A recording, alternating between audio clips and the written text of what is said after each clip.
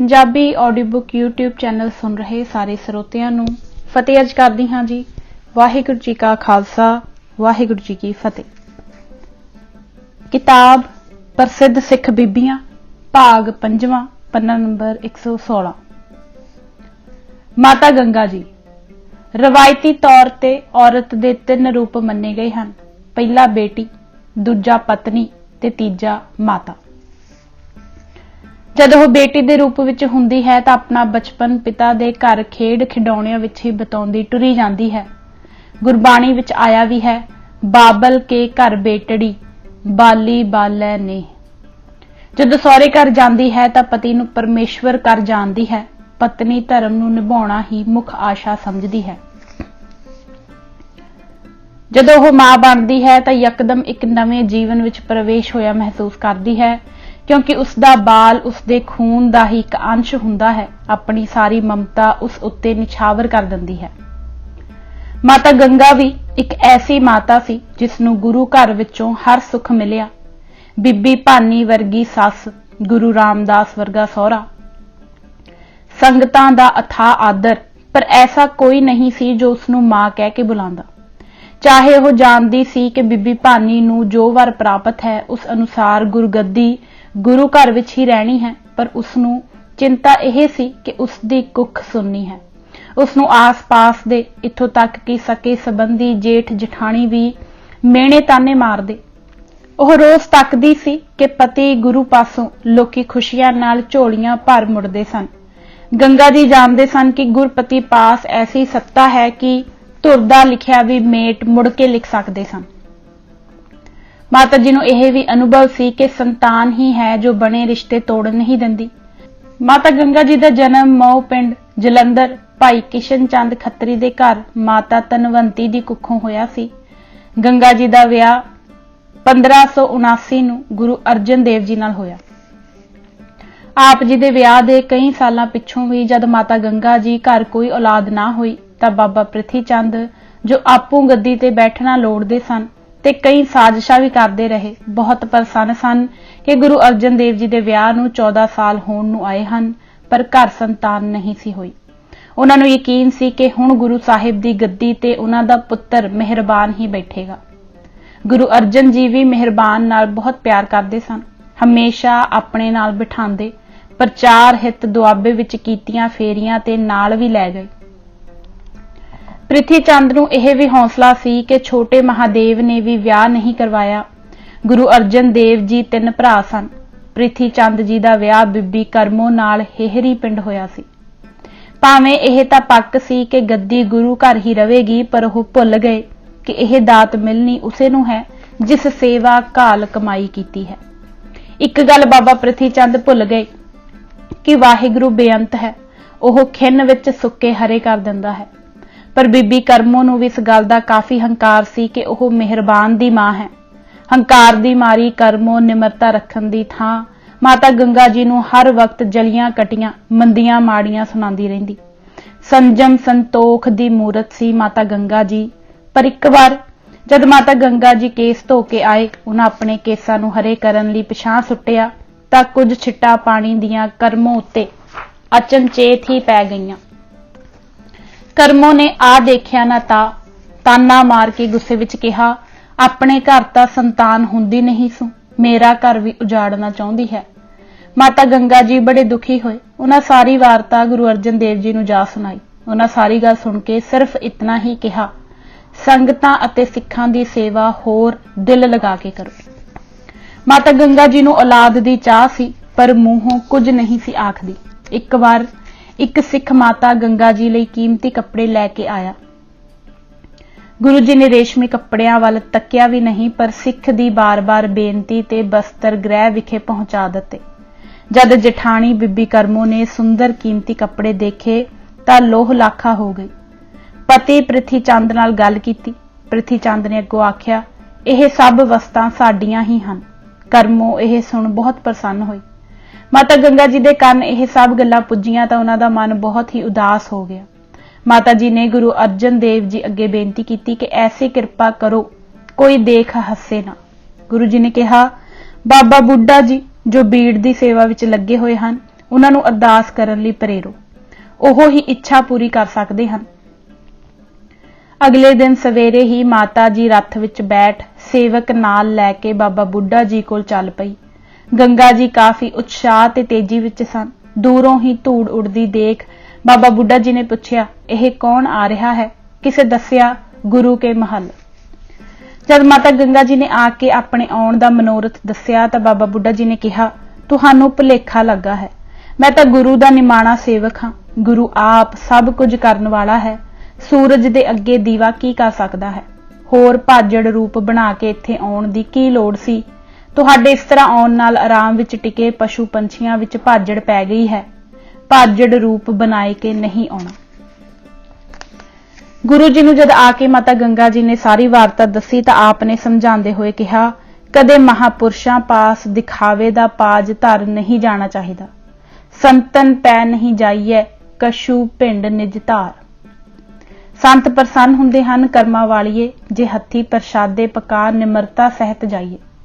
ਗੁਰੂ ਅਰਜਨ ਜੀ ਦੇ ਹੁਕਮ ਅਨੁਸਾਰ ਦੂਜੇ ਦਿਨ ਆਪੂ ਅੰਨ ਪੀਸ ਕੇ, ਮਿੱਸੀਆਂ ਰੋਟੀਆਂ ਪਕਾ ਕੇ, ਲੱਸੀ ਰੜਕ ਕੇ, ਰੋਟੀਆਂ ਉੱਤੇ ਪਿਆਜ਼ ਧਰ ਕੇ ਪੈਦਲ ਹੀ ਬਾਬਾ ਬੁੱਢਾ ਜੀ ਪਾਸ ਲੈ ਗਏ। ਬਾਬਾ ਬੁੱਢਾ ਜੀ ਦਾ ਉਹ ਪ੍ਰਸ਼ਾਦ ਛਕਣ ਦਾ ਹੀ ਵੇਲਾ ਸੀ। ਅੱਗੇ ਵੱਧ ਕੇ ਮਾਤਾ ਜੀ ਦੇ ਸਿਰ ਤੋਂ ਛੰਨਾ ਲੁਹਾਇਆ, ਹੱਸ ਕੇ ਕਿਹਾ, ਮਾਤਾ ਜੀ ਅੱਜ ਕਿੱਡੀ ਦਇਆ ਕੀਤੀ ਜੇ। ਭੋਜਨ ਲੈ ਸਮੇਂ ਸਿਰ ਪੁੱਜੇ ਹੋ। ਬੜੇ ਚਾਅ ਨਾਲ ਛਕਣ ਲੱਗੇ। ਪਿਆਜ਼ ਤੋੜਨ ਲੱਗਿਆਂ ਪਿਆਜ਼ ਨੂੰ ਮੁੱਕਾ ਮਾਰ ਜ਼ੋਰ ਦਾ ਭੰਨਿਆ ਤੇ ਆਖਿਆ, ਤੁਰਕਾਂ ਦਾ ਸਿਰ ਭੰਨਣ ਵਾਲਾ ਬਲੀ ਜੋਧਾ, ਧਰਮ ਦਾ ਰੱਖਿਅਕ ਪੁੱਤਰ ਅਕਾਲ ਪੁਰਖ ਬਖਸ਼ੇਗਾ। ਤੁਮਰੇ ਗ੍ਰਹਿ ਪ੍ਰਗਟੇਗਾ ਜੋਧਾ, ਜਾਕਾ ਬਲ ਬੁੱਧ ਕੀਨੂ ਨਾ ਸੋਧਾ। ਮਾਤਾ ਜੀ ਬਹੁਤ ਪ੍ਰਸੰਨ ਹੋਏ। ਇਸੇ ਤਰ੍ਹਾਂ ਹੋਇਆ। ਐਸਾ ਜੋਧਾ ਗੁਰੂ ਹਰਗੋਬਿੰਦ ਜੀ ਦੇ ਰੂਪ ਵਿੱਚ ਪ੍ਰਗਟਿਆ ਕਿ ਇਸ ਮੁਗਲ ਫੌਜਾਂ ਨੂੰ ਭਾਜੜਾਂ ਪਈਆਂ। ਮੁਗਲ ਜ਼ੁਲਮ ਦੇ ਖਿਲਾਫ, ਜ਼ੁਲਮ ਦੇ ਵਿਰੁੱਧ ਲੜਨ ਲਈ ਪੀਰੀ ਦੇ ਨਾਲ ਮੀਰੀ ਦੀ ਤਲਵਾਰ ਪਹਿਨੀ ਤੇ ਚਲਾਈ। ਮਾਤਾ ਗੰਗਾ ਜੀ ਦੇ ਘਰ 1595 ਸਨ ਨੂੰ ਹਾੜ ਦੀ ਦੂਜੀ ਦਿਨ ਐਤਵਾਰ ਅੱਧੀ ਰਾਤ ਨੂੰ ਗੁਰੂ ਹਰਗੋਬਿੰਦ ਜੀ ਨੇ ਗੁਰੂ ਕੀ ਵਡਾਲੀ ਅਵਤਾਰ ਧਾਰਿਆ। ਘਰ ਵਿੱਚ ਖੁਸ਼ੀ ਦੀ ਲਹਿਰ ਦੌੜ ਪਈ। ਪਰ ਪ੍ਰਿਥੀ ਚੰਦ ਬਹੁਤ ਸੜਿਆ। ਵਿਉਂਤਾ ਬਣਾਉਣ ਲੱਗਾ, ਬਾਲ ਨੂੰ ਖਤਮ ਕਰਨ ਦਾ ਮਨਸੂਬਾ ਬਣਾਉਣ ਲੱਗਾ। ਪ੍ਰਿਥੀ ਚੰਦ ਦੀ ਈਰਖਾ ਕਾਰਨ ਹੀ ਮਾਤਾ ਗੰਗਾ ਜੀ ਨੂੰ ਅੰਮ੍ਰਿਤਸਰ ਤੋਂ ਦੂਰ ਰੱਖਣ ਲਈ ਮਹਾਰਾਜ ਨੇ ਵਡਾਲੀ ਦਾ ਪਿੰਡ ਚੁਣਿਆ ਸੀ। ਵਡਾਲੀ ਦੇ ਚੌਧਰੀ ਹੇਮੇ ਨੇ ਹਰ ਤਰ੍ਹਾਂ ਦੀ ਰੱਖਿਆ ਤੇ ਹੋਰ ਸੇਵਾ ਸੰਭਾਲ ਦਾ ਪ੍ਰਬੰਧ ਆਪਣੇ ਜ਼ਿੰਮੇ ਲਿਆ ਹੋਇਆ ਸੀ। ਮਾਤਾ ਜੀ ਗੁਰੂ ਆਗਿਆ ਜਦ ਤੱਕ ਨਹੀਂ ਹੋਈ ਬਾਲਕ ਨਾਲ ਵਡਾਲੀ ਵਿੱਚ ਹੀ ਰਹੇ। ਪਰ ਪ੍ਰਿਥੀ ਚੰਦ ਨੇ ਨਵ ਜਨਮੇ ਬਾਲਕ ਨੂੰ ਮੁਕਾਉਣ ਦੀਆਂ ਸਾਜ਼ਿਸ਼ਾਂ ਤੇ ਅਮਲ ਸ਼ੁਰੂ ਕਰ ਦਿੱਤਾ। ਇੱਕ ਦਾਈ ਜਿਸ ਦਾ ਨਾਮ ਫੱਤੋ ਸੀ ਨੂੰ ਭਾਰੀ ਰਕਮ ਦੇ ਕੇ ਜ਼ਹਿਰ ਦੇਣ ਦਾ ਮਨਸੂਬਾ ਬਣਾਇਆ। ਉਸ ਪੂਤਨਾ ਨੇ ਜ਼ਹਿਰ ਥਣਾ ਤੇ ਲੇਪ ਲਿਆ ਕਿ ਜਦ ਬਾਲਕ ਦੁੱਧ ਚੁੰਗੇਗਾ ਤਾਂ ਮੂੰਹ ਜ਼ਹਿਰ ਲੱਗਣ ਨਾਲ ਚੜਾਈ ਕਰ ਜਾਏਗਾ। ਉਸ ਲੱਖ ਯਤਨ ਕੀਤੇ ਪਰ ਬਾਲ ਗੁਰੂ ਥਣ ਮੂੰਹ ਹੀ ਨਾ ਪਾਵੇ। ਉੱਚੀ ਰੋਣ ਦੀ ਆਵਾਜ਼ ਸੁਣ ਜਦ ਮਾਤਾ ਗੰਗਾ ਜੀ ਬਾਹਰ ਆਏ ਤਾਂ ਪੁੱਛ ਬੈਠੇ ਕਿ ਇਤਨਾ ਕਿਉਂ ਬਾਲ ਰੋ ਰਿਹਾ ਹੈ। ਪਰ ਜ਼ਹਿਰ ਇਤਨਾ ਤੇਜ਼ ਸੀ ਕਿ ਉਹ ਫੱਤੋ ਥਾਂ ਤੇ ਹੀ ਗਿਰ ਪਈ। ਮੂੰਹੋਂ ਝੱਗ ਨਿਕਲੀ ਪਰ ਮਰਦੇ ਇਹ ਦੱਸ ਗਈ ਕਿ ਇਹ ਸਭ ਕੁਝ ਉਸ ਪੈਸੇ ਕਾਰਨ ਹੀ ਪ੍ਰਿਥੀ ਚੰਦ ਦੇ ਕਹਿਣ ਤੇ ਕੀਤਾ ਸੀ। ਗੁਰੂ ਅਰਜਨ ਦੇਵ ਜੀ ਨੇ ਕੋਈ ਗਿਲਾ ਸ਼ਿਕਵਾ ਨਾ ਕੀਤਾ, ਸਗੋਂ ਵਾਹਿਗੁਰੂ ਦਾ ਸ਼ੁਕਰਾਨਾ ਕੀਤਾ ਕਿ ਬਾਲ ਪ੍ਰਭੂ ਨੇ ਹੱਥ ਦੇ ਰੱਖਿਆ ਹੈ। ਪਰ ਪ੍ਰਿਥੀ ਚੰਦ ਨੇ ਪੁੱਠਾ ਰਾਹ ਅਪਣਾਈ ਰੱਖਿਆ। ਹਸਦ ਦੀ ਅੱਗ ਵਿੱਚ ਇਤਨਾ ਜਲ ਰਿਹਾ ਸੀ ਕਿ ਇੱਕ ਸਪੇਰੇ ਨੂੰ ਤਿਆਰ ਕੀਤਾ ਕਿ ਪਿੜ ਬੰਨੇ ਤੇ ਜਦ ਬਾਲ ਗੁਰੂ ਹਰਗੋਬਿੰਦ ਤਮਾਸ਼ਾ ਦੇਖਣ ਆਏ ਤਾਂ ਜ਼ਹਿਰੀਲਾ ਉੱਡਣਾ ਸੱਪ ਉਸ ਵੱਲ ਸੇਧ ਲਗਾ ਛੱਡੇ। ਉਸ ਅਜਿਹਾ ਹੀ ਕੀਤਾ। ਸਪੇਰੇ ਦੀ ਬੀਂਦੀ ਆਵਾਜ਼ ਸੁਣ ਮਾਤਾ ਗੰਗਾ ਜੀ ਤੇ ਗੁਰੂ ਹਰਗੋਬਿੰਦ ਬਾਹਰ ਆਏ। ਉਸਨੇ ਜ਼ਹਿਰੀਲੇ ਉੱਡਣੇ ਸੱਪ ਨੂੰ ਛੱਡ ਦਿੱਤਾ। ਬਾਲ ਹਰਗੋਬਿੰਦ ਜੀ ਨੇ ਆਪਣੇ ਵੱਲ ਵੱਧਦੇ ਸੱਪ ਦੀ ਗਿੱਚੀ ਇਤਨੀ ਜ਼ੋਰ ਦੀ ਆਪਣੀ ਮੁੱਠੀ ਵਿੱਚ ਭੀਚੀ ਕਿ ਸੱਪ ਵਿਸ ਘੋਲ ਦਾ ਦਮ ਤੋੜ ਗਿਆ। ਸਭ ਜਾਣ ਗਏ ਕਿ ਬਾਲ ਕੋਈ ਵੱਡਾ ਪੁਰਸ਼ ਹੈ ਭਾਰੀ। ਗੁਰੂ ਅਰਜਨ ਦੇਵ ਜੀ ਨੇ ਇਹ ਦੇਖ ਕੇ ਉੱਥੇ ਰੱਖਿਆ ਦਾ ਪੂਰਨ ਪ੍ਰਬੰਧ ਸੰਭਵ ਨਹੀਂ। ਮਾਤਾ ਗੰਗਾ ਤੇ ਬਾਲ ਹਰਗੋਬਿੰਦ ਨੂੰ ਅੰਮ੍ਰਿਤਸਰ ਹੀ ਲੈ ਆਂਦਾ। ਮਾਤਾ ਗੰਗਾ ਜੀ ਦਾ ਇੰਨਾ ਮਿੱਠਾ ਤੇ ਸ਼ੀਲ ਸੁਭਾਅ ਸੀ ਕਿ ਫਿਰ ਵੀ ਅੰਮ੍ਰਿਤਸਰ ਪਹੁੰਚ ਕੇ ਉਹ ਪਹਿਲਾਂ ਜੇਠ ਪ੍ਰਿਥੀ ਚੰਦ ਦੇ ਘਰ ਗਏ। ਪੁੱਤਰ ਨੂੰ ਤਾਏ ਦੇ ਚਰਨਾਂ ਵਿੱਚ ਰੱਖਿਆ, ਇਹ ਜਾਣਦੇ ਵੀ ਕਿ ਉਹ ਅੰਦਰ ਕਿਤਨਾ ਵੈਰ ਰੱਖੀ ਬੈਠੇ ਹਨ, ਪਰ ਮਰਿਆਦਾ ਨੂੰ ਹੱਥੋਂ ਨਾ ਛੱਡਿਆ। ਅੰਮ੍ਰਿਤਸਰ ਪੁੱਜਦੇ ਸਾਰ ਬਾਲ ਨੂੰ ਚੇਚਕ ਦੀ ਬਿਮਾਰੀ ਦਾ ਹੱਲਾ ਹੋ ਗਿਆ।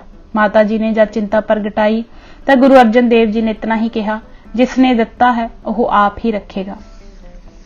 कुछ दिनों बाद गुरु हरगोबिंद जी नरोए हो गए। गुरु हरगोबिंद जी नूं मारन दी साजिश ਪ੍ਰਿਥੀ ਚੰਦ करदा ही रहा। कदी रसोईए राही जहर देण दी कोशिश ते कदी हाणी द्वारा जहर वाली मिठाई खवाउण दी साजिश, पर उस जानी जान दी जान कौन लै सकदा सी? ਉਹ ਤਾਂ ਰੱਖਿਆ ਕਰਨ ਵਾਲਾ ਸੀ, ਪਰ ਪ੍ਰਿਥੀ ਚੰਦ ਇਹ ਸਭ ਨਹੀਂ ਸੀ ਜਾਣਦਾ। ਉਸਨੂੰ ਤਾਂ ਕੇਵਲ ਗੱਦੀ ਹਥਿਆਣ ਦਾ ਮੋਹ ਸੀ। ਗੁਰੂ ਹਰਗੋਬਿੰਦ ਜੀ ਦੀ ਸ਼ਖਸੀਅਤ ਨੂੰ ਦੇਖ ਕੇ ਪੱਕ ਹੋ ਜਾਂਦਾ ਹੈ ਕਿ ਹਰ ਬੱਚੇ ਨੂੰ ਬਣਾਉਣ ਵਿੱਚ ਉਸ ਦੀ ਕਾਮਯਾਬੀ ਪਿੱਛੇ ਮਾਂ ਹੀ ਹੁੰਦੀ ਹੈ। ਜਦ ਹਰਗੋਬਿੰਦ ਜੀ ਵੱਡੇ ਹੋਏ, ਉਹਨਾਂ ਦੀ ਕੁੜਮਾਈ ਦਮੋਦਰੀ ਜੀ ਨਾਲ ਤੈਅ ਹੋਈ, ਜੋ ਭਾਈ ਪਾਰੋ ਦੇ ਖਾਨਦਾਨ ਵਿੱਚੋਂ ਸੀ। ਗੁਰੂ ਘਰ ਨਾਲ ਇਸ ਪਰਿਵਾਰ ਦੀ ਬਹੁਤ ਸ਼ਰਧਾ ਸੀ। ਮਾਤਾ ਗੰਗਾ ਜੀ ਐਸੇ ਸਿੱਖ ਘਰਾਣੇ ਨਾਲ ਰਿਸ਼ਤਾ ਜੋੜ ਬਹੁਤ ਖੁਸ਼ ਸਨ।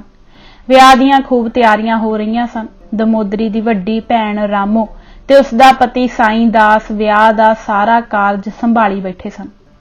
ਮਾਤਾ ਗੰਗਾ ਜੀ ਵੀ ਖੀਵੇ ਨਹੀਂ ਸਨ ਸਮਾਉਂਦੇ। ਕੁੜਮਾਈ ਦੇ 2 ਮਹੀਨੇ ਬਾਅਦ ਹਰਗੋਬਿੰਦ ਜੀ ਬਰਾਤ ਲੈ ਕੇ ਗੋਇੰਦਵਾਲ ਸਾਹਿਬ ਆਏ। ਬਰਾਤ 3 ਦਿਨ ਡੱਲਾ ਪਿੰਡ ਰਹੀ। ਬੜਾ ਸਤਿਕਾਰ ਹੋਇਆ। ਮਾਤਾ ਜੀ ਤਾਂ ਦਮੋਦਰੀ ਨੂੰ ਗੋਦ ਵਿੱਚ ਬਿਠਾ ਪਿਆਰ ਹੀ ਕਰਦੀ ਰਹੀ।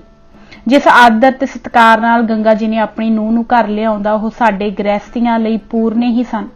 ਮਾਤਾ ਜੀ ਨੇ ਸਾਰਾ ਕਾਰਜ ਬੜੇ ਸੋਹਣੇ ਢੰਗ ਨਾਲ ਨਿਭਾਇਆ।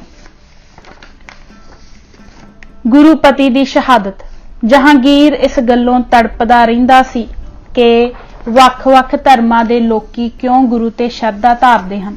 ਤਖਤ ਤੇ ਬੈਠਦੇ ਸਾਰ ਗੁਰੂ ਅਰਜਨ ਦੇਵ ਜੀ ਤੇ ਇਹ ਦੋਸ਼ ਲੱਗਾ ਕਿ ਉਹਨਾਂ ਖੁਸਰੋ ਨੂੰ ਲੰਗਰ ਕਿਉਂ ਛਕਾਇਆ ਹੈ, ਅਸੀਸ ਕਿਉਂ ਦਿੱਤੀ ਹੈ, ਹੁਕਮ ਦੇ ਦਿੱਤਾ ਕਿ ਤਸੀਹੇ ਦੇ ਕੇ ਸ਼ਹੀਦ ਕਰ ਦਿੱਤਾ ਜਾਏ। ਗੁਰੂ ਜੀ ਨੇ ਸੰਗਤ, ਪੰਗਤ, ਪੰਥ, ਗੁਰੂ ਗ੍ਰੰਥ ਤੇ ਅਕੀਦਿਆਂ ਲਈ ਸ਼ਹਾਦਤ ਅਪਣਾਈ, ਪਰ ਸੀ ਨਾ ਉਚਰੀ। ਕਿਹੜਾ ਤਸੀਹਾ ਹੈ ਜੋ ਗੁਰੂ ਜੀ ਨੂੰ ਨਾ ਦਿੱਤਾ ਗਿਆ ਹੋਵੇ? ਤੱਤੀ ਤਵੀ ਉੱਤੇ ਬਿਠਾਇਆ, ਤੱਤੀ ਰੇਤ ਸਿਰ ਤੇ ਪਾਈ, ਫਿਰ ਉਬਲਦੇ ਪਾਣੀ ਵਿੱਚ ਉਬਾਲਿਆ ਤੇ ਇੰਤਹਾ ਉਸ ਸਮੇਂ ਕੀਤੀ ਜਦ ਬੰਨ ਦਰਿਆ ਰਾਵੀ ਵਿੱਚ ਰੋੜ ਦਿੱਤਾ ਗਿਆ। ਇਹ ਸਭ ਸੁਣ ਮਾਤਾ ਜੀ ਅਡੋਲ ਰਹੇ, ਧੀਰਜ ਦਾ ਪੱਲਾ ਨਾ ਛੱਡਿਆ, ਸਗੋਂ ਸਭ ਸੰਗਤਾਂ ਨੂੰ ਸਮਝਾਇਆ ਕਿ ਪਾਣੀ ਵਿੱਚ ਰਹਿਣ ਦਾ ਸਵਾਦ ਹੀ ਹੋਰ ਹੈ। ਰਤਾ ਭਰ ਸ਼ੌਕ ਨਾ ਕਰੋ, ਇਕੱਠਿਆਂ ਹੋ ਕੇ ਬਾਣੀ ਸੁਣੋ।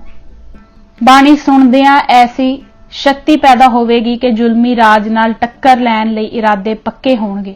ਗੁਰੂ ਅਰਜਨ ਦੇਵ ਜੀ ਦਾ ਐਸਾ ਹੀ ਹੁਕਮ ਸੀ। ਸ਼੍ਰੀ ਗੰਗਾ ਸ਼ੁਭ ਮਤ ਮਹਿ ਸਿਆਨੀ, ਕਰਹੋ ਨਾ ਸ਼ੋਕ ਸੁਣਾਵੋ ਬਾਣੀ, ਜਰਾ ਗੁਰ ਕੀ ਆਗਿਆ ਜਿਮ ਹੋਏ, ਕੈਸੇ ਕਰੈ ਉਲੰਘਨ ਸੋਏ। ਫਿਰ ਜਦ ਗੁਰੂ ਹਰਗੋਬਿੰਦ ਗਵਾਲੀਅਰ ਵਿਖੇ ਬੰਦੀ ਪਾਏ ਗਏ ਤਾਂ ਵੀ ਸਭ ਨੂੰ ਸਮਝਾਇਆ ਕਿ ਗੁਰੂ ਤਾਂ ਜੋਤ ਸਰੂਪ ਹਨ। ਰੋਜ਼ ਹਰਮੰਦਰ ਸਾਹਿਬ ਆ ਦਰਸ਼ਨ ਕੀਤਿਆਂ, ਸੰਗਤ ਵਿੱਚ ਜੁੜਿਆਂ ਉਹ ਪ੍ਰਤੱਖ ਹੋ ਆਉਣਗੇ। ਦਰਬਾਰ ਸਾਹਿਬ ਦੀ ਮਰਿਆਦਾ ਆਪੂ ਨਿਭਾਉਂਦੇ ਰਹੇ। ਕੜਾਹ ਪ੍ਰਸ਼ਾਦ ਵੀ ਆਪ ਵਰਤਾਂਦੇ। ਹਜ਼ਾਰਾਂ ਦੀ ਗਿਣਤੀ ਵਿੱਚ ਸੰਗਤਾਂ ਆਉਂਦੀਆਂ, ਪਰ ਮਜਾਲ ਕਿ ਕੋਈ ਮਾਯੂਸ ਹੋਏ ਜਾਂ ਨਿਰਾਸ਼ ਜਾਏ। ਪਿੱਛੋਂ ਜਾ ਕੇ ਜਦ ਜਹਾਂਗੀਰ ਨੂੰ ਨੂਰ ਜਹਾਨ ਦੇ ਕਹਿਣ ਤੇ ਕਿ ਸਾਈਂ ਦੀ ਜਾਤ ਹੈ ਸਾਈਂ ਜੈਸੇ, ਆਪਣੀ ਗਲਤੀ ਦਾ ਅਹਿਸਾਸ ਹੋਇਆ। ਗੁਰੂ ਹਰਗੋਬਿੰਦ ਨੂੰ 52 ਰਾਜਿਆਂ ਸਮੇਤ ਗਵਾਲੀਅਰ ਤੋਂ ਰਿਹਾ ਕੀਤਾ ਤੇ ਨਾਲ ਹੀ ਖਾਹਿਸ਼ ਪ੍ਰਗਟਾਈ ਕਿ ਮੈਂ ਮਾਤਾ ਗੰਗਾ ਜੀ ਦੇ ਦਰਸ਼ਨ ਪਾਉਣੇ ਹਨ ਅਤੇ ਖਿਮਾ ਵੀ ਮੰਗਣੀ ਹੈ। ਗੁਰੂ ਜੀ ਨੇ ਕਿਹਾ ਕਿ ਪਛਤਾਵੇ ਵਿੱਚ ਕੋਈ ਆਵੇ, ਸਿੱਖ ਘਰ ਖਿਮਾ ਦਿੰਦਾ ਹੈ। ਜਹਾਂਗੀਰ ਜਦ ਸ਼੍ਰੀ ਅੰਮ੍ਰਿਤਸਰ ਆਇਆ, ਅਕਾਲ ਤਖਤ ਤੇ ਕੜਾਹ ਪ੍ਰਸ਼ਾਦ ਚੜਾਇਆ, ਹਰਮੰਦਰ ਸਾਹਿਬ ਭੇਟਾ ਚੜਾਈ, ਕੀਰਤਨ ਸੁਣਿਆ ਤੇ ਗੁਰੂ ਜੀ ਪਾਸ ਮਾਤਾ ਗੰਗਾ ਜੀ ਕੋਲ ਲੈ ਜਾਣ ਦੀ ਬੇਨਤੀ ਕੀਤੀ। ਮਾਤਾ ਜੀ ਕੋਲੋਂ ਖਿਮਾ ਮੰਗੀ। ਨੂਰ ਜਹਾਨ ਨੇ ਵੀ ਮਾਤਾ ਜੀ ਕੋਲੋਂ ਅਸੀਸ ਦੀ ਮੰਗ ਕੀਤੀ।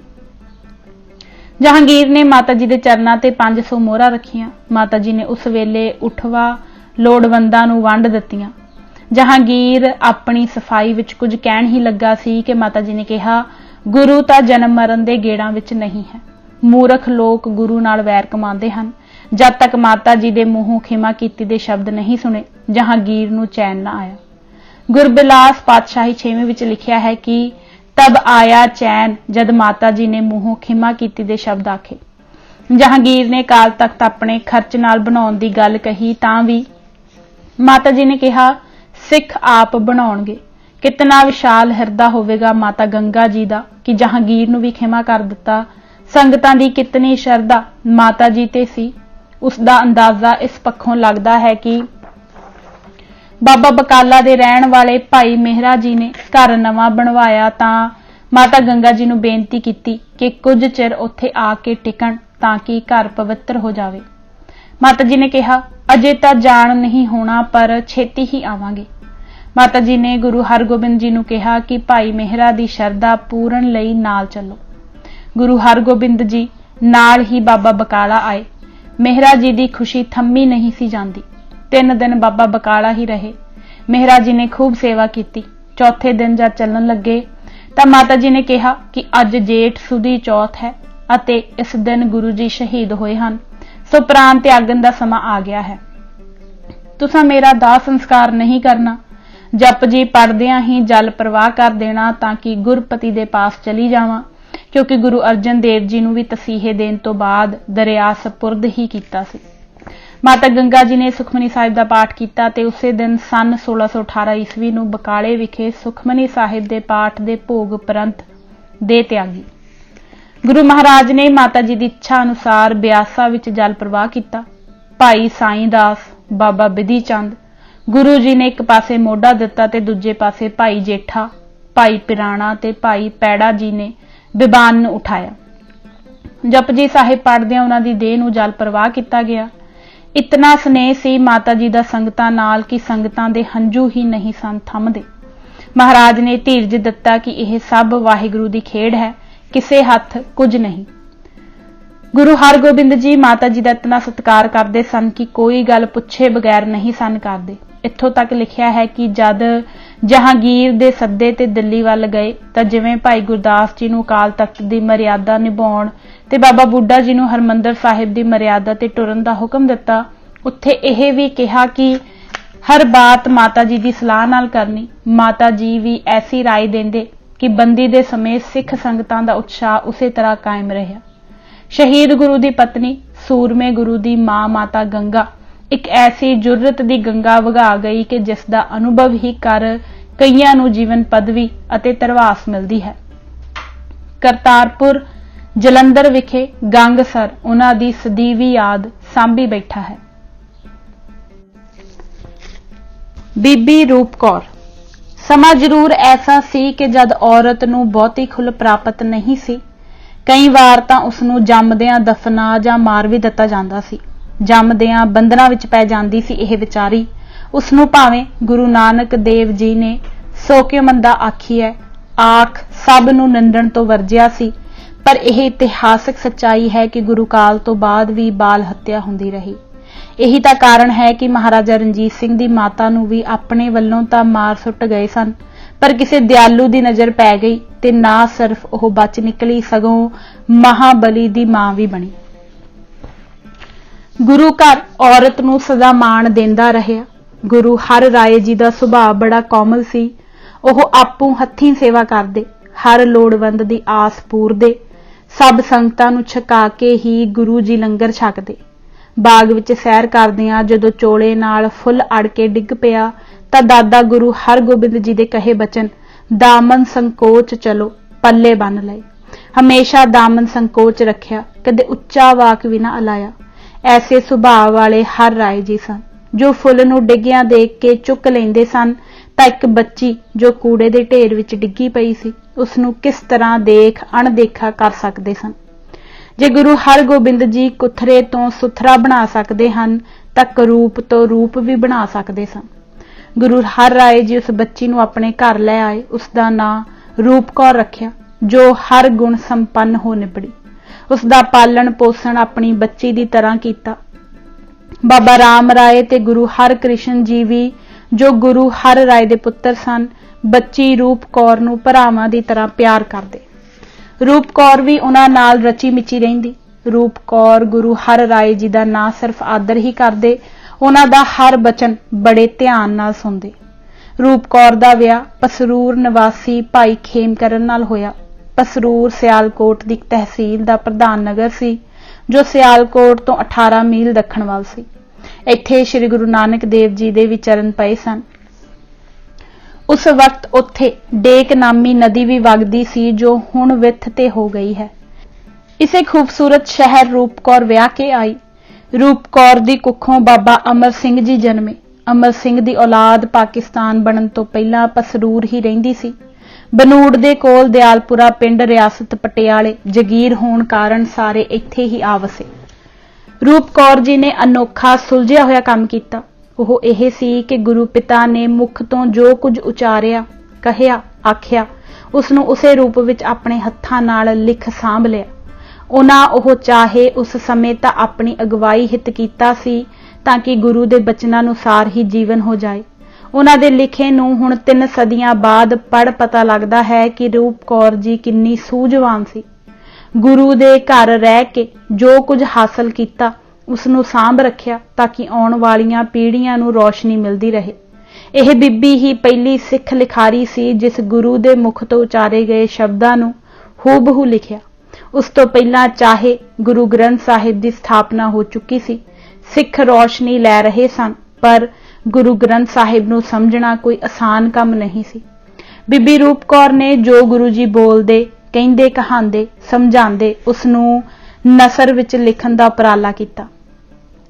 ਚਾਹੇ ਰੂਪ ਕੌਰ ਤੋਂ ਬਾਅਦ ਹੋਰਨਾਂ ਦੇ ਹੱਥਾਂ ਦੀਆਂ ਵੀ ਲਿਖਤਾਂ ਮਿਲਦੀਆਂ ਹਨ, ਪਰ ਸਭ ਤੋਂ ਪਹਿਲਾਂ ਜਿਸ ਨੂੰ ਗੁਰੂ ਮੂੰਹੋਂ ਨਿਕਲੇ ਬੋਲ ਲਿਖਣ ਦੀ ਸੋਚ ਉਪਜੀ ਉਹ ਰੂਪ ਕੌਰ ਹੀ ਸੀ। ਗੁਰੂ ਜੀ ਦੇ ਉਪਦੇਸ਼ਾਂ ਨੂੰ ਬਹੁਤ ਸੋਹਣੇ ਢੰਗ ਨਾਲ ਰੂਪ ਕੌਰ ਨੇ ਲਿਖਿਆ ਤੇ ਪ੍ਰਚਾਰਿਆ। ਉਸਨੇ ਦੱਸਿਆ ਕਿ ਕਿਸ ਢੰਗ ਨਾਲ ਸਿੱਖ ਅਰਦਾਸ ਕਰਦੇ ਹਨ, ਕਿਸ ਢੰਗ ਨਾਲ ਗੁਰੂ ਜੀ ਹਰ ਉਠਾਏ ਸਵਾਲ ਦਾ ਜਵਾਬ ਦਿੰਦੇ ਹਨ। ਗੁਰੂ ਜੀ ਇਸ਼ਨਾਨ 101 ਗਾਗਰ ਪਾਣੀ ਨਾਲ ਕਰਦੇ, ਗੁਰਦੁਆਰਿਆਂ ਦੀ ਯਾਤਰਾ ਵੇਲੇ ਬੜਾ ਅਦਬ ਰੱਖਦੇ, ਇੱਥੋਂ ਤੱਕ ਕਿ ਨਨਕਾਣਾ ਸਾਹਿਬ ਦੀ ਯਾਤਰਾ ਵੇਲੇ ਆਪਣਾ ਸੌਣ ਭੁੰਜੇ ਹੀ ਰੱਖਿਆ। ਕੀਰਤਪੁਰ ਨਿਆਸਰਿਆਂ ਦਾ ਆਸਰਾ ਤੇ ਓਟ ਬਣ ਗਈ ਸੀ।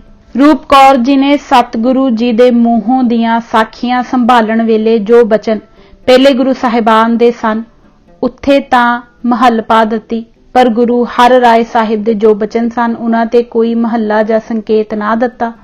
ਕੇਵਲ ਗੁਰੂ ਆਖਿਆ ਜਾਂ ਸਤਿਗੁਰੂ ਬੋਲਿਆ ਹੀ ਲਿਖਿਆ। ਇੱਥੋਂ ਸੰਕੇਤ ਮਿਲਦਾ ਹੈ ਕਿ ਉਹ ਸਮਕਾਲੀ ਸੀ। ਕੀਰਤਪੁਰ ਗੁਰੂ ਹਰ ਰਾਏ ਜੀ ਦਾ ਬੀਬੀ ਰੂਪ ਕੌਰ ਨੂੰ ਦਿੱਤਾ ਹੱਥ ਦਾ ਰੁਮਾਲ ਵੀ ਹੈ ਜੋ 12 ਗਿਰਾ ਮੁਰੱਬਾ ਹੈ। ਪੋਥੀ ਜਪਜੀ ਤੇ ਸਾਖੀਆਂ ਹਨ। ਪੋਥੀ ਦੇ ਪੱਤਰੇ 559 ਹਨ ਤੇ ਸਾਖੀਆਂ 492 ਤੋਂ ਆਰੰਭ ਹੋ ਕੇ 559 ਤੱਕ ਜਾਂਦੀਆਂ ਹਨ।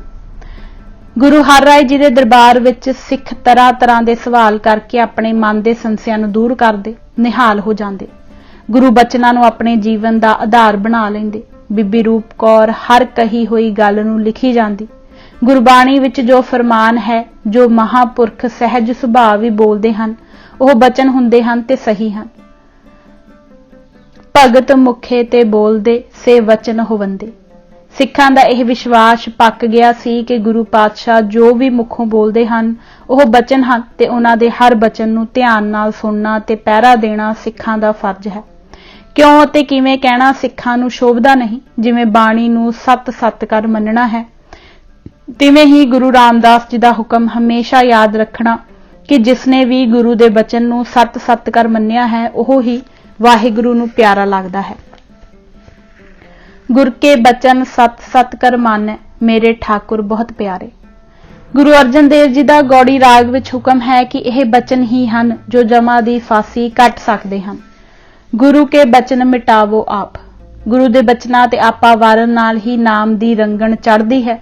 ਗੁਰੂ ਦੇ ਬਚਨਾਂ ਤੇ ਟੁਰਿਆਂ ਭਰਮ ਮੁੱਕਦੇ, ਬ੍ਰਹਮ ਨਜ਼ਰੀ ਆਉਂਦਾ ਹੈ, ਬਖਸ਼ਿਸ਼ ਹੁੰਦੀ ਹੈ ਅਤੇ ਰਾਜ ਜੋਗ ਦੀ ਪਦਵੀ ਮਿਲਦੀ ਹੈ। ਗੁਰੂ ਦੇ ਬਚਨਾਂ ਤੇ ਟੁਰਦਿਆਂ ਹੀ ਭਗਤੀ ਕਬੂਲ ਹੁੰਦੀ ਹੈ ਅਤੇ ਪ੍ਰਭੂ ਮਨ ਵਿੱਚ ਆਣ ਵਸਦਾ ਹੈ। ਗੁਰ ਕੈ ਬਚਨ ਭਗਤ ਥਾਏ ਪਾਏ, ਹਰ ਜਿਉ ਆਪ ਵਸੈ ਮਨ ਆਏ। ਜਿਨ੍ਹਾਂ ਸਿੱਖਾਂ, ਸਾਧੂਆਂ, ਸੰਤਾਂ, ਲੋਕਾਂ ਦਾ ਜੀਵਨ ਬਚਨ ਸੁਣ ਪਾਲ ਪਲਟਾ ਖਾਦਾ ਸੀ, ਉਹ ਲੋਕ ਬਚਨ ਸਾਂਭ ਰੱਖਦੇ ਸਨ। ਉਹ ਹੀ ਬਚਨ ਫਿਰ ਗੋਸ਼ਟਾਂ ਬਣੀਆਂ, ਹਾਜ਼ਰ ਨਾਮੇ ਕਹਿਲਾਏ, ਜਨਮ ਸਾਖੀਆਂ ਆਖੀਆਂ ਜਾਣ ਲੱਗੀਆਂ, ਪਰਚੀਆਂ ਹੋਈਆਂ ਤੇ ਦੌਰੇ ਦੀਆਂ ਸਾਖੀਆਂ ਨਾਲ ਪ੍ਰਸਿੱਧ ਹੋਈਆਂ ਅਤੇ ਕਥਾ ਦੇ ਰੂਪ ਵਿੱਚ ਸਾਡੇ ਸਾਹਮਣੇ ਆਈਆਂ। ਕੈਸੇ ਕੈਸੇ ਸੁੰਦਰ ਬਚਨ ਇਹਨਾਂ ਪੁਸਤਕਾਂ ਨੇ ਸਾਂਭੇ ਜਿਨ੍ਹਾਂ ਨੂੰ ਪੜ੍ਹ ਕੇ ਪ੍ਰੀਤ ਜਾਗਦੀ ਹੈ। ਜੇ ਗੁਰੂ ਨਾਨਕ ਜੀ ਕੋਲੋਂ ਪੁੱਛਿਆ ਕਿ ਫਕੀਰੀ ਦੀ ਜੁਗਤ ਦੱਸੋ ਤਾਂ ਆਪ ਜੀ ਨੇ ਫਰਮਾਇਆ ਸੀ, ਆਦ ਫਕੀਰੀ ਹੈ ਫਨਾ ਹੋਣਾ ਅਤੇ ਅੰਤ ਹੈ ਸਤ ਵਾਹਿਗੁਰੂ ਤੋਂ ਸਿਵਾ ਕਿਸੇ ਨੂੰ ਨਾ ਮੰਨਣਾ। ਫਕੀਰ ਤੇ ਸਾਇਆ ਧਨ ਭਗਵੰਤ ਕਾ ਹੈ, ਰੋਗ ਫਕੀਰੋਂ ਕੋ ਮਾਇਆ ਧਾਰੀਆਂ ਸਾਥ ਪ੍ਰੀਤ ਕਰਨਾ ਅੱਲਾ ਨੂੰ ਨਹੀਂ ਭਾਵਦਾ। ਗੁਰੂ ਅੰਗਦ ਦੇਵ ਜੀ ਦੇ ਵੀ ਇਹ ਬਚਨ ਤਾਂ ਸਿੱਖਾਂ ਨੇ ਪੱਲੇ ਹੀ ਬੰਨੀ ਰੱਖੇ ਕਿ ਅੰਨ ਭਗਤੀ ਭੁੱਖੇ ਲੱਗੀ ਜੇਵਣਾ, ਭਰੇ ਉੱਪਰ ਭਰਨਾ ਨਹੀਂ, ਅੰਨ ਛੱਡਣਾ ਵੀ ਨਹੀਂ, ਸੋਵਣਾ ਤਾਂ ਜਾਂ ਨੀਂਦ ਬਹੁਤੀ ਆਵੇ, ਨਿੰਦਰਾ ਬਿਨ ਸੋਵਣਾ ਨਹੀਂ, ਗਾਫਲਾਈ ਹੈ। ਗੁਰੂ ਅਰਜਨ ਜੀ ਦੇ ਬਚਨ ਗੁਰਮੁਖ ਬਣਨ ਲਈ ਬੜੇ ਲਾਹੇਵੰਦ ਸਾਬਤ ਹੋਏ। ਉਹਨਾਂ ਫਰਮਾਇਆ ਸੀ, ਜਿਨ੍ਹਾਂ ਦਾ ਮਨ ਪਰਮੇਸ਼ਵਰ ਨਾਲ ਲੱਗਾ ਹੈ ਉਹਨਾਂ ਦੀਆਂ ਸਭ ਇੱਛਾਵਾਂ ਆਪੇ ਪੂਰੀਆਂ ਹੋਈ ਜਾਂਦੀਆਂ ਹਨ। ਸੋ ਬਹੁਤ ਮਹਿਮਾ ਹੈ ਗੁਰੂ ਬਚਨਾਂ ਦੀ ਅਤੇ ਸਾਡੀ ਖੁਸ਼ਕਿਸਮਤੀ ਨੂੰ ਗੁਰੂ ਹਰ ਰਾਏ ਜੀ ਦੇ ਬਚਨਾਂ ਨੂੰ ਬੀਬੀ ਰੂਪ ਕੌਰ ਜੀ ਨੇ ਲਿਖ ਸਾਂਭ ਲਿਆ ਸੀ। ਗੁਰੂ ਮਹਾਰਾਜ ਕੋਲੋਂ ਸਿੱਖ ਜੋ ਵੀ ਮਨ ਵਿੱਚ ਆਏ ਨਿਰਸੰਕੋਚ ਪੁੱਛਦੇ ਰਹਿੰਦੇ। ਗੁਰੂ ਜੀ ਵੀ ਕੁਝ ਬਚਨ ਕਹਿ ਤਸੱਲੀ ਕਰ ਦਿੰਦੇ। ਇੱਕ ਵਾਰ ਗੁਰੂ ਮਹਾਰਾਜ ਕੋਲੋਂ ਸਿੱਖਾਂ ਪੁੱਛਿਆ, ਦਾਤਾ ਸੋਹਣਾ ਕੌਣ ਹੈ ਤੇ ਕੁਸੋਹਣਾ ਕੌਣ ਹੈ? ਗੁਰੂ ਜੀ ਦਾ ਕਹਿਣਾ ਸੀ, ਜੋ ਸ਼ਿਵ ਰੂਪ ਹੈ ਉਹ ਸੋਹਣਾ ਹੈ, ਭਾਵ ਜਿਸ ਪਾਸ ਸ਼ੀਤਲਤਾ ਹੈ, ਹਿਰਦੇ ਦੀ ਠੰਡਕ ਹੈ, ਸ਼ਾਂਤ ਚਿੱਤ ਹੈ, ਉਹ ਸੋਹਣਾ ਹੈ। ਸ਼ਿਵ ਅੱਗੇ ਸ਼ਕਤੀ ਹਾਰਿਆ, ਇਹ ਗੁਰਬਾਣੀ ਕਹਿੰਦੀ ਹੈ। ਜੋ ਸਦਾ ਉਤੇਜਿਤ ਰਹਿੰਦਾ ਹੈ, ਕੁੰਤਰਾਂ ਕੱਢਦਾ ਤੇ ਸਾਜ਼ਿਸ਼ਬਾਜ਼ ਹੈ, ਬਦੀਆ ਵਾਲਾ ਮਾਦਾ ਹੈ, ਉਹ ਕਸੂਣਾ ਹੈ। ਚੰਦ ਨੂੰ ਦੇਖਣ ਲਈ ਸਭ ਉੱਠ ਭੱਜਦੇ ਹਨ, ਪਰ ਸੂਰਜ ਵੱਲ ਕੋਈ ਮੂੰਹ ਨਹੀਂ ਕਰਦਾ। ਕਾਂ ਬੋਲੇ ਤਾਂ ਕੋਈ ਸੁਣਦਾ ਨਹੀਂ, ਪਰ ਕੋਇਲ ਕੂਕੇ ਤਾਂ ਦਿਲ ਕਰਦਾ ਹੈ ਬੋਲੀ ਹੀ ਜਾਵੇ। ਸੋਹਣਾ ਕੁਸੋਹਣਾ ਸਭ ਅੰਦਰ ਦੀ ਦਸ਼ਾ ਕਰਕੇ ਹੁੰਦੇ ਹਨ। ਗੁਰੂ ਹਰ ਰਾਏ ਜੀ ਨੇ ਇਹ ਵੀ ਤੁਕ ਪੜ੍ਹ ਸੁਣਾਈ, ਅਤ ਸੁੰਦਰ ਕੁਲੀਨ ਚਤਰ, ਮੁਖ ਗਿਆਨੀ ਧਨਵੰਤ, ਮਿਰਤਕ ਕਹੀਐ ਨਾਨਕਾ, ਜਹ ਪ੍ਰੀਤ ਨਹੀਂ ਭਗਵੰਤ। ਸੁੰਦਰਤਾ ਦੇ ਸੋਮੇ ਵਾਹਿਗੁਰੂ ਨਾਲ ਪ੍ਰੀਤ ਲਗਾਈ ਰੱਖੀਏ ਤਾਂ ਸੁੰਦਰਤਾ ਕਦੇ ਢਲਦੀ ਨਹੀਂ। ਗੁਰੂ ਆਖਿਆ, ਬਿਗੜ ਰੂਪ ਅਹੰਕਾਰ ਹੈ, ਅਹੰਕਾਰ ਕਰ ਹੀ ਮੂੰਹ ਬਿਗੜਦਾ ਤੇ ਸੁੰਦਰਤਾ ਜਾਂਦੀ ਹੈ। ਇੱਕ ਸਮੇਂ ਸਿੱਖਾਂ ਪੁੱਛਿਆ ਕਿ ਬਖਸ਼ਿਸ਼ ਦੇ ਦਾਤੇ ਦੱਸੋ ਕਿ ਪਾਪਾਂ ਦਾ ਮੂਲ ਕੀ ਹੈ? ਕਰਮ ਧਰਮ ਨੇਮ ਸਭ ਕਰੀਦੇ ਹਨ, ਪਾਪ ਫਿਰ ਵੀ ਆ ਪਹੁੰਚਦੇ ਹਨ। ਸਪਤਮ ਪਿਤਾ ਗੁਰੂ ਹਰ ਰਾਏ ਜੀ ਨੇ ਫਰਮਾਇਆ, ਪਾਪਾਂ ਦਾ ਮੂਲ ਲੋਭ ਹੈ, ਲੋਭੀ ਕਾ ਵਿਸਾਹ ਨਾ ਕੀਜੈ। ਇਹ ਹੀ ਗੁਰਬਾਣੀ ਪੁਕਾਰ ਕਹਿੰਦੀ ਹੈ। ਲੋਭ ਦਾ ਮੂਲ ਕੂੜ ਹੈ, ਕੂੜ ਬੋਲ ਬੋਲ ਲੋਭ ਵਾਲੇ ਪਾਸੇ ਟੁਰੀ ਜਾਂਦਾ ਹੈ। ਸੱਚ ਪੱਲੇ ਹੋਏ ਤਾਂ ਕੂੜ ਨਹੀਂ ਆਉਂਦਾ ਤੇ ਕੂੜ ਤੱਜਿਆਂ ਲੋਭ ਨਸ ਜਾਂਦਾ ਹੈ ਤੇ ਲੋਭ ਗਿਆ ਤਾਂ ਪਾਪਾਂ ਦਾ ਨਾਸ ਹੋ ਜਾਂਦਾ ਹੈ। ਸਿੱਖਾ ਜਦੋਂ ਗੁਰੂ ਹਰ ਰਾਏ ਜੀ ਕੋਲੋਂ ਪੁੱਛਿਆ ਕਿ ਕੌਣ ਸੀ ਅਰਦਾਸ ਥਾਏ ਪੈਂਦੀ ਹੈ ਤਾਂ ਮਹਾਰਾਜ ਨੇ ਕਿਹਾ ਕਿ ਅਰਦਾਸ ਭਾਵੇਂ ਕੋਈ ਬੋਲ ਕੇ ਕਰੇ, ਭਾਵੇਂ ਚੁੱਪ ਰਹਿ ਕੇ, ਹਿਰਦਿਓਂ ਪ੍ਰਵਾਨ ਹੁੰਦੀ ਹੈ। ਪਰ ਜੋ ਅਰਦਾਸ ਅੰਦਰੋਂ ਹੋਵੇ, ਹਿਰਦੇ ਸ਼ੁੱਧ ਨਾਲ ਹੋਵੇ, ਥਾਂ ਪੈਂਦੀ ਹੈ। ਅਰਾਧਨਾ ਕੇਵਲ ਇਹ ਹੀ ਹੈ ਕਿ ਸਭਨਾ ਜੀਆਂ ਦਾ ਭਲਾ ਮਨਾਏ।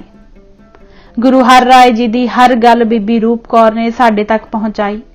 ਗੁਰੂ ਹਰ ਰਾਏ ਜੀ ਸੇਵਾ ਤੇ ਫਿਰ ਹੱਥੀ ਸੇਵਾ ਤੇ ਬਹੁਤ ਹੀ ਜ਼ੋਰ ਦਿੰਦੇ। ਆਪ ਜੀ ਫਰਮਾਇਆ ਕਰਦੇ ਸਨ ਕਿ ਸੇਵਾ ਇਹ ਨਹੀਂ ਕਿ ਆਏ ਨੂੰ 2 ਪ੍ਰਸ਼ਾਦੇ ਛਕਾ ਦਿੱਤੇ। ਸੇਵਾ ਹੈ ਆਏ ਦਾ ਆਦਰ ਭਾਵ ਕਰਨਾ, ਖਿੜੇ ਮੱਥੇ ਪ੍ਰਸ਼ਾਦ ਛਕਾਉਣਾ, ਉਸ ਪਾਸੋਂ ਸਾਖੀ ਸ਼ਬਦ ਸੁਣੀਏ, ਉਸ ਨੂੰ ਸੁਣਾਈਏ, ਫਿਰ ਸੁਖਾਲਾ ਸਵਾਈਏ, ਆਪੂ ਭਾਵੇਂ ਔਖਾ ਹੋਣਾ ਪਵੇ। ਅੰਮ੍ਰਿਤ ਵੇਲੇ ਉੱਠ ਕੇ ਉਸ ਨੂੰ ਨਿਵਾਲੀਏ, ਜਪ ਪੜ੍ਹੀਏ, ਸੁਣੀਏ, ਫਿਰ ਜਿੱਥੋਂ ਤੱਕ ਹੋ ਸਕੇ ਅਪੜਾ ਕੇ ਆਈਏ। ਸੇਵਾ ਵਿੱਚ ਹੀ ਸਭ ਨਿਧਾਨ ਹਨ। ਉੱਥੇ ਹੀ ਹੁਕਮ ਕੀਤਾ ਸੀ, ਜਿਸ ਨੇ ਚੂਕੇ ਸਮੇਂ ਅਤਿਥੀ ਨੂੰ ਪ੍ਰਸ਼ਾਦ ਪਿਆਰ ਨਾਲ ਛਕਾਇਆ, ਗੁਰੂ ਦੀ ਖੁਸ਼ੀ ਉਸੇ ਤੇ ਹੈ। ਸਿੱਖਾਂ ਇੱਕ ਵਾਰੀ ਪੁੱਛਿਆ, ਸੱਚੇ ਪਾਤਸ਼ਾਹ ਕਰਨ ਤੇ ਨਾ ਕਰਨ ਯੋਗ ਕੰਮ ਕੀ ਹਨ? ਗੁਰੂ ਮਹਾਰਾਜ ਨੇ ਕਿਹਾ, ਪਰਾਈ ਇਸਤਰੀ ਨਾਲ ਪ੍ਰੀਤ ਨਹੀਂ ਕਰਨੀ, ਜਿੱਥੇ ਸ਼ਬਦ ਨਾ ਹੋਵੇ ਤਿੱਥੇ ਨਹੀਂ ਜਾਣਾ, ਜਿੱਥੇ ਗੁਰੂ ਦਾ ਸ਼ਬਦ ਹੋਵੇ ਤਿੱਥੇ ਮਿਲਣਾ, ਜਿੱਥੇ ਗੁਰੂ ਵਿਸਰੇ ਤਿੱਥੇ ਮਿਲਣਾ ਨਹੀਂ। ਅੰਮ੍ਰਿਤ ਵੇਲੇ ਜਪ ਦਾ ਪਾਠ ਨਿਤ ਕਰਨਾ, ਪੂਰੀ ਤਰ੍ਹਾਂ ਲੀਨ ਹੋ ਕੇ ਜਪ ਪੜ੍ਹਨਾ, ਜਪ ਪੜੇ ਨਿਰੰਜੋ, ਪੜਦਿਆਂ ਚਿੱਤ ਟਿਕਿਆ ਰਹੇ, ਆਦ ਅੰਤ ਤੀਕ ਮਨ ਹਜ਼ੂਰ ਰਹੇ ਤਾਂ ਸਾਰਾ ਸੰਸਾਰ ਉਸ ਦੀ ਸੇਵਾ ਵਿੱਚ ਹਾਜ਼ਰ ਰਹੇਗਾ ਤੇ ਪਿੱਛੇ ਲੱਗਾ ਫਿਰੇਗਾ। ਕਿਸੇ ਚੀਜ਼ ਦੀ ਤੋਟ ਕਦੇ ਨਹੀਂ ਆਵੇਗੀ।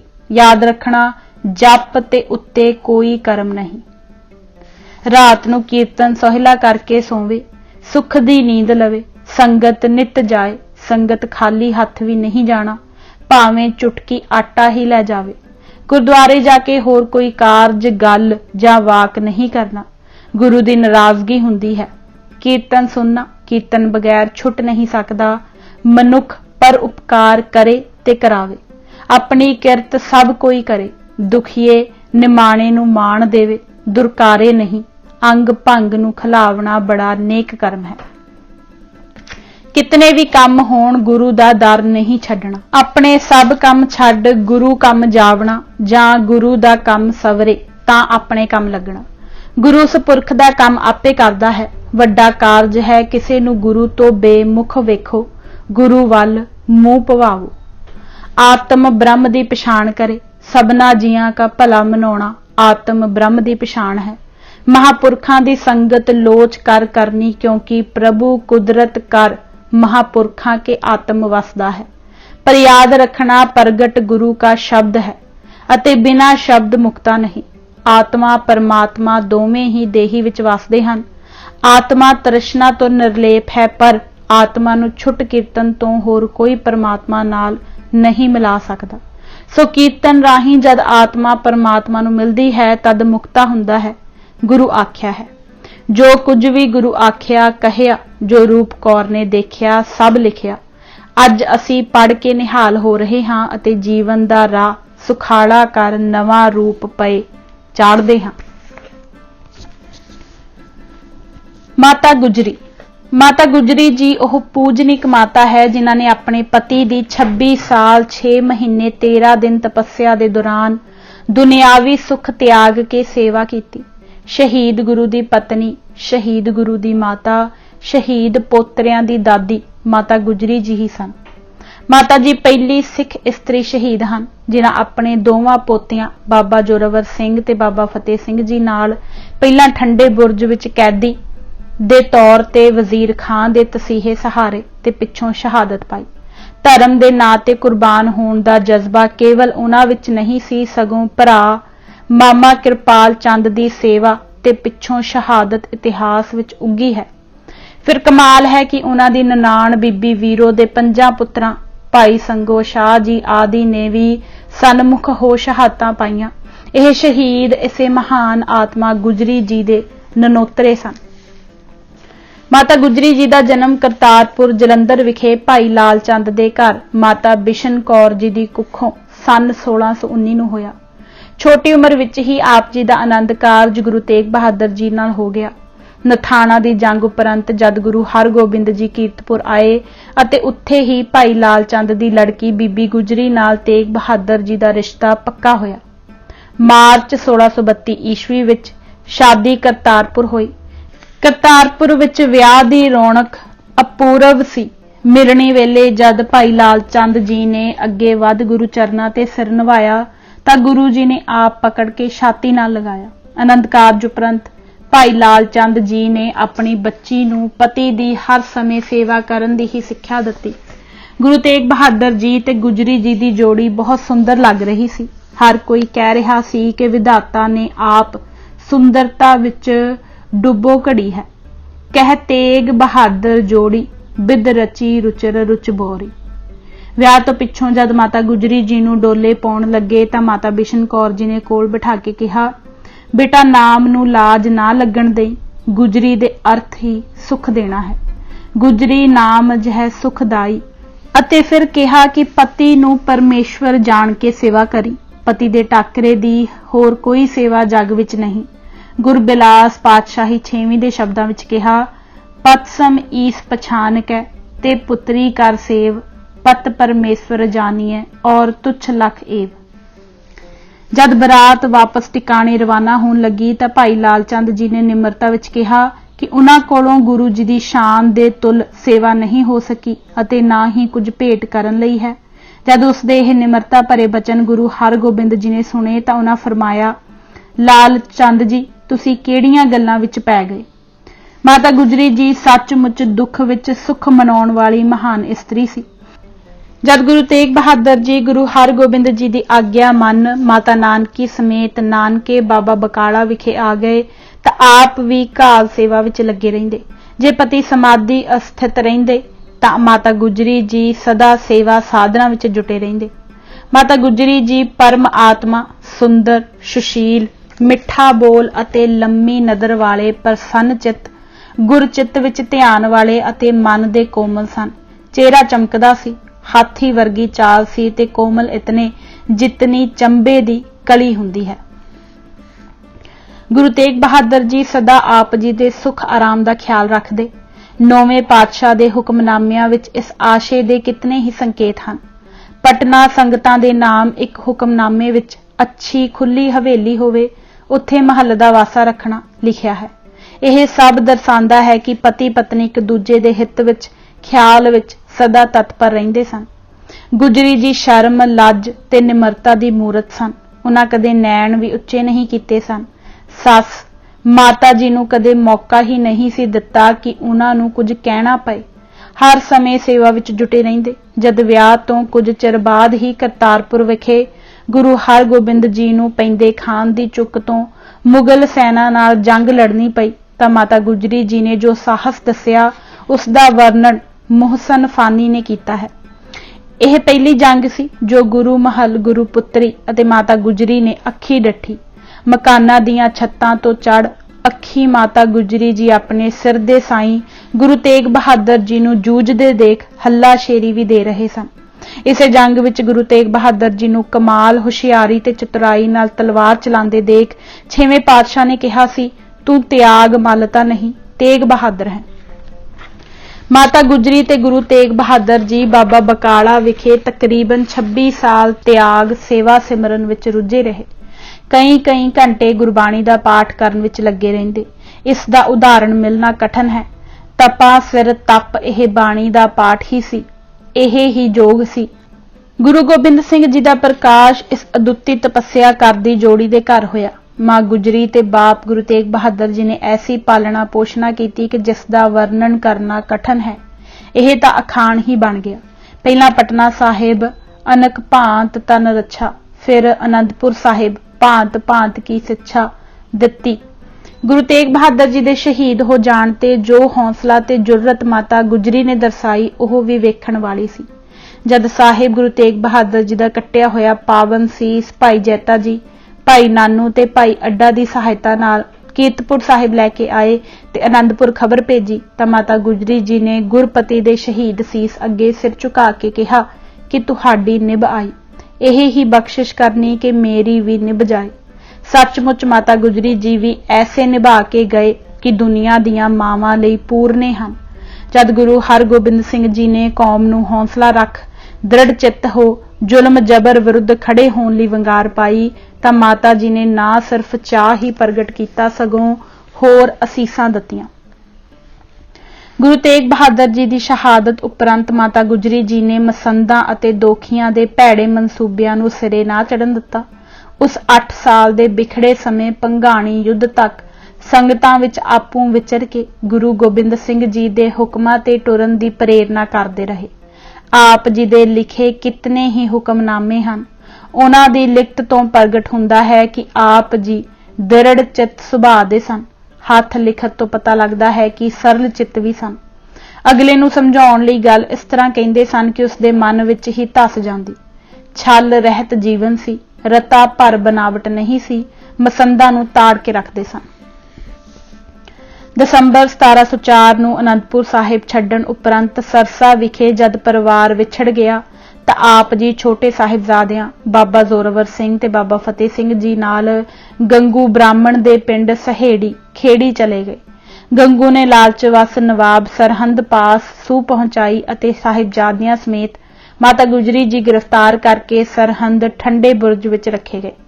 माता जी साहिबजादियां नूं सामने तसीहे दिंदे देख के अडोल रहे अते साहिबजादियां नूं दृढ़ रहण दी लोरी देंदे रहे।